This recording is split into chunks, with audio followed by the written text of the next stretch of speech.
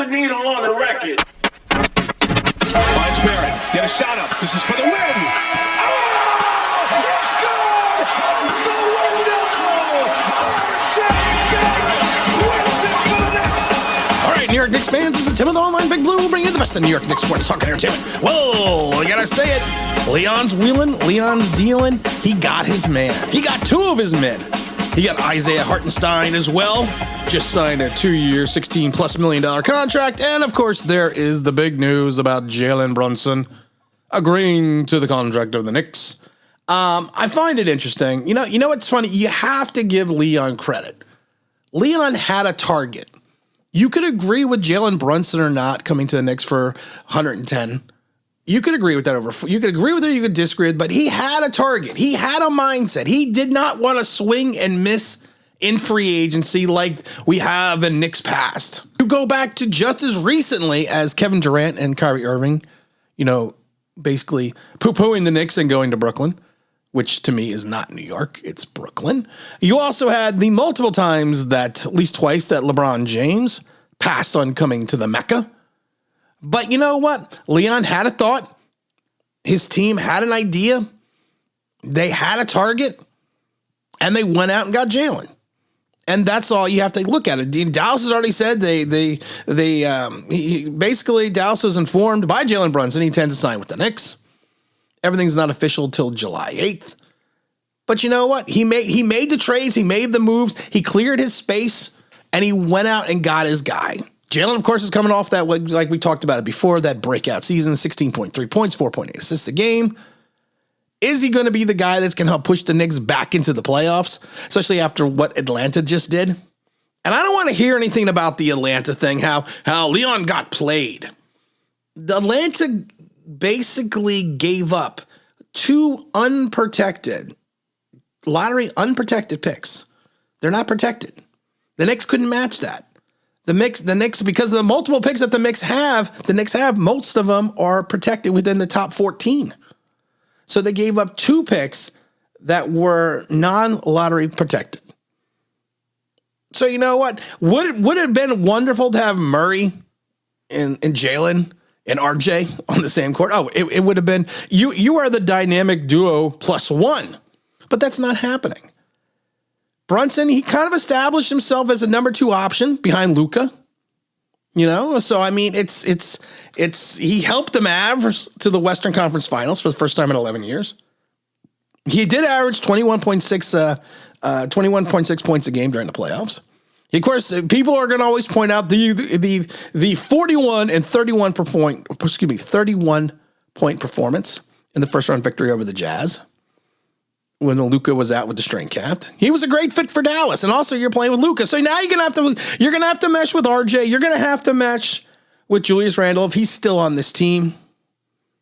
The contract was just too rich, I guess, for Cuban. There had been all this talk by Cuban that he was gonna go over the cap to bring Brunson back, and it's just one of those things that it just didn't happen. So you know what? You got to give a big welcome and a big hello. And a big New York wet kiss to Jalen Brunson for signing the contract. You know what? I also have to give the kid credit. I will tell you this.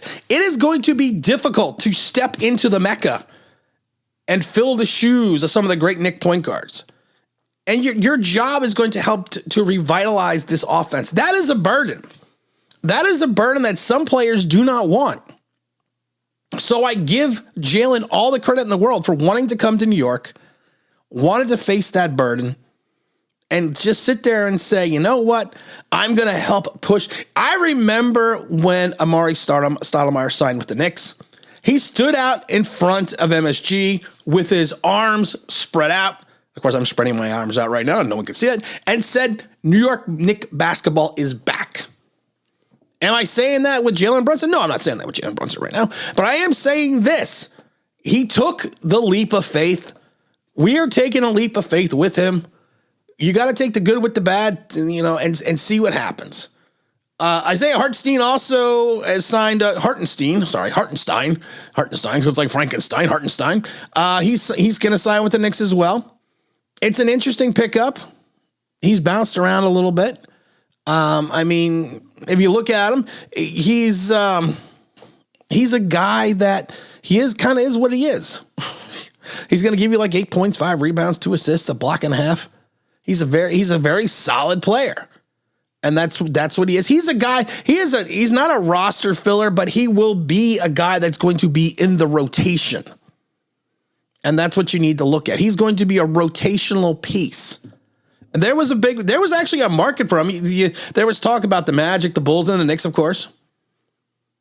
And you figure, you wonder how this affects Mitchell Robinson. I don't really think it affects the Robinson signing. I think he's still going to get his 4 years, $60 million that they had been talking about. If you do that, you've solidified your center position. You're gonna move forward into a different direction with that. But you know what? I literally have to give Leon Rose some credit here, because free agency is not even over yet. It just started 26 minutes ago. It's not over. So we have to wait and see what else the Knicks have up their sleeve. I think they have 2 good. Like I said, did you overpay market value for Jalen Brunson? Right now, yes. And that's what you have to, that's the way you have to look at it. But you have to think down the road, is he going to turn into a superstar? What if he turns into 24 points, 8 assists, 5 rebounds a game? And we're going to look at this contract and go, you know what? He's underpaid at 110 million. We don't know yet. We have to wait and see. We have to wait and see what the basketball gods say. We have to wait and just see how the season starts. We have to see how this roster is going to be constructed. My thing is this: you still have a plethora of assets. You still got 11 first rounders and 11 second rounders over the next 7 years. You have an opportunity to still probably move on from the Evan contract. There's the exemption over in Boston for that $17 million that he could slide right into. You could pick up some more assets that way, open up some more cap space. There's a lot the Knicks can still do. I'm not crushed by the Brunson signing. I'm not going to be mad about the Brunson signing. I'm happy that the Knicks finally targeted someone, went out and got them, and it worked out. We just have to wait and see what happens the rest of free agency and how the season plays out. And again, this is Tim with Online Big Blue, bringing you the best of New York Knicks sports talk and entertainment. And as always, if you could like, if you subscribe, if you can ring that bell, you think it means, that'd be awesome.